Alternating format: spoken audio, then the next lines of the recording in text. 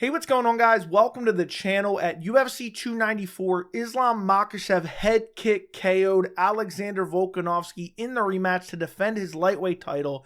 And I've discussed ad nauseum over the past few months and really over the past few years since I've started this channel about how Islam Makhachev is underappreciated, and in particular underappreciated as a UFC champion. I made a video on it a couple weeks ago. I'll link it down in the description if you want to go check it out.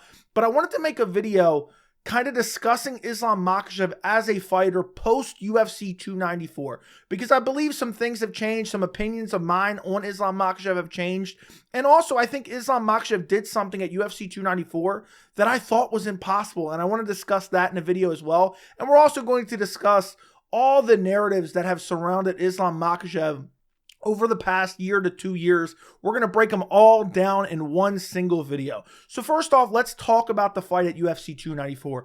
Islam Makhachev goes out there, puts on a flawless performance, barely gets touched by Alexander Volkanovski. I mean, he looked incredible. Leg kicks, body kicks, clinch work. Then he catches Alexander Volkanovski with a head kick KO, finishes him a little over 3 minutes into the fight. And honestly, this win, I know people are going to be making excuses, and we're going to discuss that later in the video as well. But this win really showed how good Islam Makhachev is, because to go out there and do that to any version of Alexander Volkanovski, to completely outclass him, it's just, it's incredible. It is incredible. I talked about it in my post fight. I'll link that video down in the description as well. But I really think this cemented Islam Makhachev as the pound-for-pound #1 fighter in the world. I believe he is pound-for-pound #1 right now. People discussed back at UFC 284, which we'll discuss in a little bit as well, but they discussed, oh, Volkanovski moved up in weight, so he can't possibly lose his spot. How does that make any sense? Pound-for-pound is essentially, if you were to size a fighter up, they would be just as good at that weight class. Volkanovski went up. It's 10 pounds. He went up. He lost now twice. He needs to lose his spot on the pound-for-pound rankings to Islam Makhachev. Then you have Jon Jones, who's sitting at #1 currently. Jon Jones has fought once in the last couple years. He's fought once since that fight in February of 2020 against Dominic Reyes. Islam Makhachev has been active. He should take Jon Jones' spot on the pound-for-pound ranking. I think that Islam Makhachev should be pound-for-pound #1. And it's crazy to me that he's sitting at #3, and I'm not even confident that he's going to take Volkanovski's spot. He KO'd Volkanovski, and he may not even take Volkanovski's spot, which is absolutely insanity. But also, not only do I believe that Islam Makhachev is the current pound-for-pound #1 fighter in the UFC, I also believe he is now the lightweight GOAT. Now, I don't believe this as concretely, because I do think there is a debate to be had between Khabib Nurmagomedov's career and Islam Makhachev's career.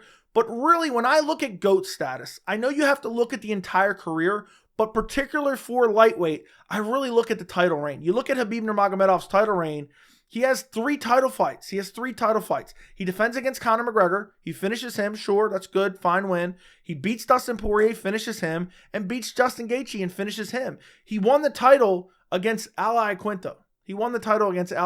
Okay? Let's be honest. It's not that great of a win. I don't think it's a horrible win. I think Khabib has an amazing resume. But Conor McGregor hadn't won a fight 2 years prior to that fight. Has won 1 fight in the 5 years since. That's not that great of a win. Dustin Poirier is a great fighter. It's a great win. You really can't say that much about that. And Justin Gaethje, another great win for Khabib Nurmagomedov. But when I compare those 3 wins in particular, and I know you can start really splitting hairs and discussing, well, what about the overall undefeated streak and no damage and stuff like that? I understand you can get into that. But when you really truly look at the resume and the title reign, you look at Islam Makhachev, took the belt off of Charles Oliveira, okay? Took the belt off of Charles Oliveira, who's one of the greatest lightweights of all time, and at the time, ranked pound-for-pound #3 on a long winning streak. Then after he dominates Charles Oliveira, he goes out there and beats Alexander Volkanovski at UFC 284, which was earlier this year. An amazing performance where I thought he clearly won, and we're going to talk about that fight more in a second. And then he takes Alexander Volkanovski on 12 days' notice and brutally head kick KOs him. I think that resume is better than Khabib Nurmagomedov's resume. I really do. I think he is the GOAT at lightweight. I think Islam Makhachev versus Khabib in terms of GOAT status at lightweight, it's debatable. I still think it's very close. I think Islam's just barely above him right now based on the title defenses. And I understand Khabib has 1 more title defense than Islam Makhachev. But if Islam defends the belt another time, or even 2 more times, it's not even up for debate anymore. If Islam defends the belt 1 more time, 2 more times, it's literally not up for debate. Right now, it's very close, but I would give the edge to Islam Makhachev. And what's crazy also, and this is something I talked about in my post-fight, and I thought I was going to get more backlash for, but I really didn't. But I wanted to discuss it in this video. I think Islam Makhachev may be the best striker in the UFC right now. I know it sounds crazy. You guys will have to let me know what you think. I think he may be the best striker in MMA. And people always say, well, the threat of the takedown, the threat of the grappling. I talk about it all the time. I talk about it when I'm breaking down certain fights. Well, the threat of the grappling sets up the hands. Habib Nurmagomedov dropping Conor McGregor. At the end of the day, takedowns are part of the game. Anybody can shoot a takedown. So the fact that Islam Makhachev is going out there against Alexander Volkanovski and not just outstriking him twice, he KOs him the second time. That's incredible. That's incredible. And he's so defensively responsible. When's the last time you really remember Islam Makhachev getting clipped up on the feet? Okay, he got dropped in the 5th round. I think he was shooting on a sloppy takedown, but he did get hit with that right hand. Fair enough, whatever. But you never see Islam Makhachev really taking any damage. He barely took any shots from Charles Oliveira, who's one of the most dangerous fighters in the lightweight division. So I really think Islam Makhachev, you size him up to any weight class. Again, I think he's pound for pound number 1, but also I think he's the best striker. Best MMA striker. I'm going to put it that way. Best MMA striker. Obviously, if you take him and you put him in a boxing ring, it's not going to be the same under boxing rules. But Islam Makhachev, his striking is amazing. Variety of attacks, great kicks, great body kicks, great leg kicks. Super defensively responsible, impossible to hit. Great hands as well. Good jab, good right hand, good left hand. Good body shots, good knees in the clinch if you want to consider that striking as well. It's just like, I don't know. You look at his division, and I know people are saying, oh, Justin Gaethje's a way better striker. I would probably pick Islam Makhachev to outstrike Justin Gaethje. I would pick Islam Makhachev to outstrike Dustin Poirier. I understand you could say, oh, well, the threat of the takedown. Well, guess what? That's the sport. That's the sport. So I think Islam Makhachev is the best striker in the UFC, or arguably the best striker in the UFC.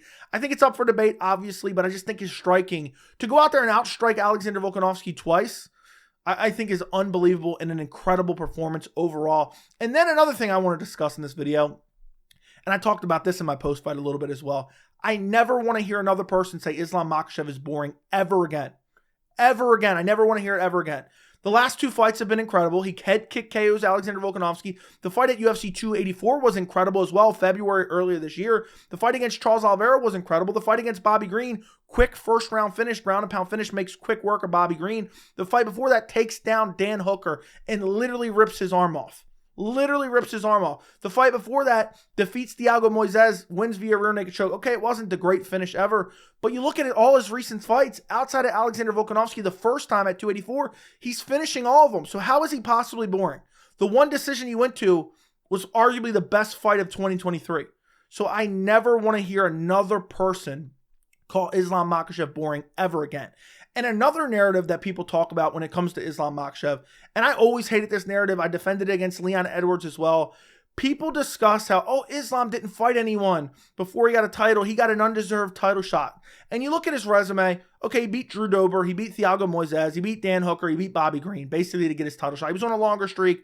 He beat Arman Tsarukyan too, but that was early on in Tsarukyan's career. It wasn't the greatest win streak ever in terms of caliber of fighters, but he accepted countless fights with top-level competition who were ranked above him at the time, and they ultimately didn't happen. He accepted multiple fights with Rafael Dos Anjos. He accepted multiple fights with Beneil Dariush. They didn't come to fruition. Most of them weren't his fault. Most of them weren't his fault. So he was trying to fight top-tier competition to make his way to the top, and it just didn't happen for one reason or another, whether it's Dos Anjos injured or Beneil Dariush injured.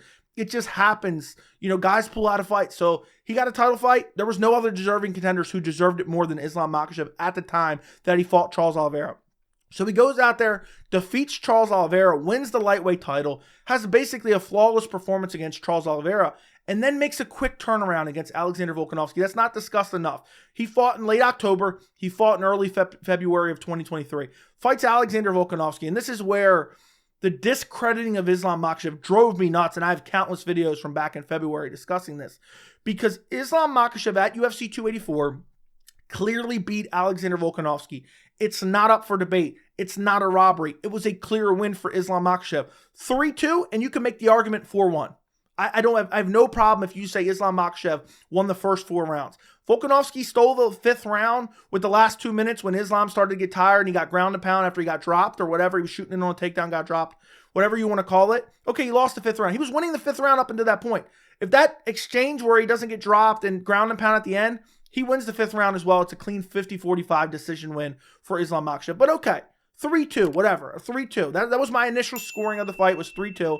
But outside of the 5th round, there is no concise round for Alexander Volkanovski. There's some that are close, but no matter what, Islam won that fight. And I've talked about this time and time again. People say, oh, we didn't do any damage on the ground. He outstruck Alexander Volkanovski. And that kind of shows in UFC 294 where he gets the head kick KO.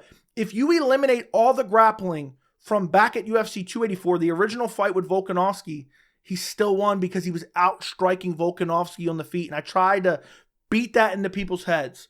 But for whatever reason, it's a robbery. Volkanovski should have won. It's a robbery. Islam Makhachev lost to a guy down a weight class who came up. And then Islam Makhachev doesn't even get the pound-for-pound spot. He fought Volkanovski, who at the time was ranked number 1. He doesn't get the pound-for-pound spot. He does not move up. So at this point now, Islam Makhachev fought number 3 pound-for-pound Charles Oliveira on a long winning streak. Number 1 pound-for-pound Alexander Volkanovski on a crazy winning streak. Defeats them both and doesn't take the number 1 spot. And then John Jones eventually gets the number 1 spot. So he kicks Islam back to number 3. Now, I don't necessarily care about the pound-for-pound rankings all that much. But I'm just saying, if you want to have any credibility to the rankings, these are completely wrong. And then now he defeats the number 2 pound-for-pound guy. Talk about a resume. To go from Charles Oliveira, number 3 pound-for-pound, to Alexander Volkanovski, number 1 pound-for-pound, to Alexander Volkanovski, number 2 pound-for-pound in 3 straight fights. Has anyone ever done that? And talk about the winning streaks that he ended. And then after UFC 284, you have Dan Hooker with the IV accusations. Where there's smoke, there's fire. We got a smoking gun. This thing's burning. No evidence to this day. To this day. You know, shout out to the boxer who said that originally. Who was that? Deontay Wilder? To this day, there has been no evidence to support Dan Hooker's claim. Absolutely zero. Not even a monicum of evidence that has been portrayed or offered up from Dan Hooker to say, oh, Islam definitely took an IV. There's no evidence. I covered it at the time. People say, oh, Ali Abdelaziz admitted to it. Ali Abdelaziz wasn't even in Australia, and he was just regurgitating a rule that was actually factually accurate when there was a lot of confusion about the rule. That's not evidence to support that Islam Makhachev took an IV. But, you know, you have Dan Hooker time and time again standing up and saying, oh, you know, he cheated. We have inside information. How can you make such a bold claim because you're salty one of your friends lost a fight and you literally have no evidence to support it? That's what Dan Hooker did time and time again because he was pissed off because Islam Makhachev ripped his arm off. That is why Dan Hooker was upset about that. There's no evidence to ever support it, and it was embarrassing. It's honestly embarrassing. I think Volkanovski had a great performance at UFC 284. Even though he lost, I think he performed very well. But instead, afterwards, all we're talking about is an IV, a potential IV, an illegal IV that Islam Makhachev took. It just made absolutely no sense. And it just kind of put a cloud over the performance at UFC 284, which I'm talking about earlier this year. Volkanovski and Islam put on amazing performances. And instead, you have a scenario where people are just talking about the IV instead of the incredible fight, which I just think is absolutely ridiculous. Then, now you have this fight at UFC 294. You have Volkanovski stepping in on 12 days' notice. And I said going into this fight, this is a win-win for Volkanovski and this is a lose-lose for Makhachev. And I even said, you know what? I think Makhachev should have pulled out. But imagine the hate he would have got if he... Could you imagine if Makhachev would have turned down Volkanovski on 12 days' notice? Could you imagine the level of hate that he would have gotten? Could you imagine the level of hate he would have gotten if he would have got KO'd in the first round? Could you imagine that? But anyway, he takes the fight on 12 days' notice against Alexander Volkanovski, one of the best pound-for-pound fighters in the world. Both guys deserve credit. Volkanovski deserves credit for taking it. Islam deserves credit for taking it. It's a different stylistic matchup on short notice.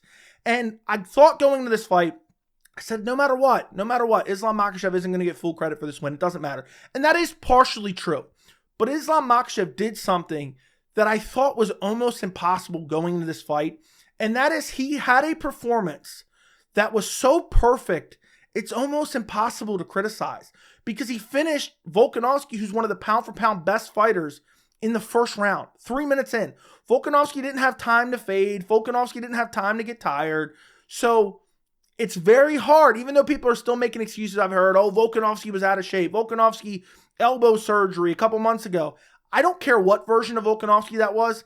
To go out there and KO him brutally in the first 3 minutes or a little over 3 minutes into the first round, it's hard to discredit that performance. So he pulled off an impossible performance, in my opinion, because had this gone to a decision, even if Makhachev would have dominated him, it'd have been like, oh, you couldn't even finish a short notice Volkanovski. That would have been in the narrative. Even if he finished him in the third round, they're like, oh, well, Volkanovski, if he didn't gas out, he would have never got finished in the third round. He took it on short notice.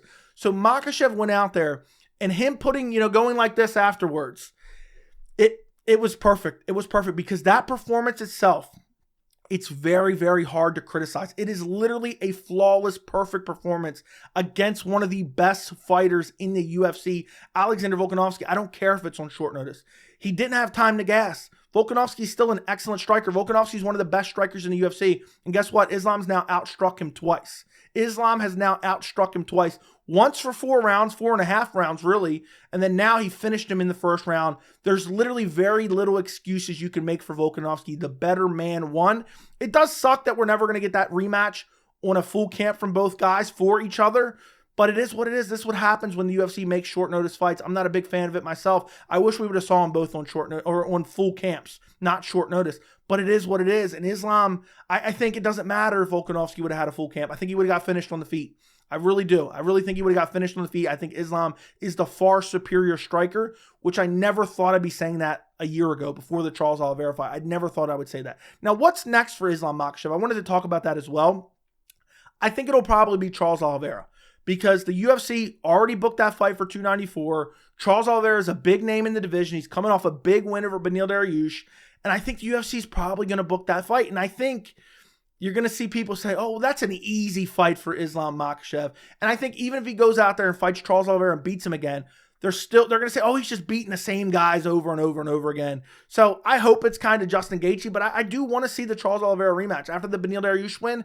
And I think Charles Oliveira does deserve it. I understand Gaethje just knocked out Dustin Poirier, but I think Charles Oliveira, I know we already seen him lose and get dominated. I think Charles Oliveira has the better chance to dethrone Islam Makhachev. I would still pick Islam Makhachev, but I think Gaethje, if he gets taken down once, it's over. He's getting submitted easily. Charles Oliveira, he can, he has good jiu-jitsu. I mean, think about it. This is crazy. Volk was considered one of the best strikers. Charles Oliveira is considered one of the best grapplers. He submits Charles Oliveira and knocks out Alexander Volkanovski. I know I keep talking about it, but that's craziness. That is absolutely craziness. And I don't think people fully grasp. I don't think they grasp how great Islam Makhachev is.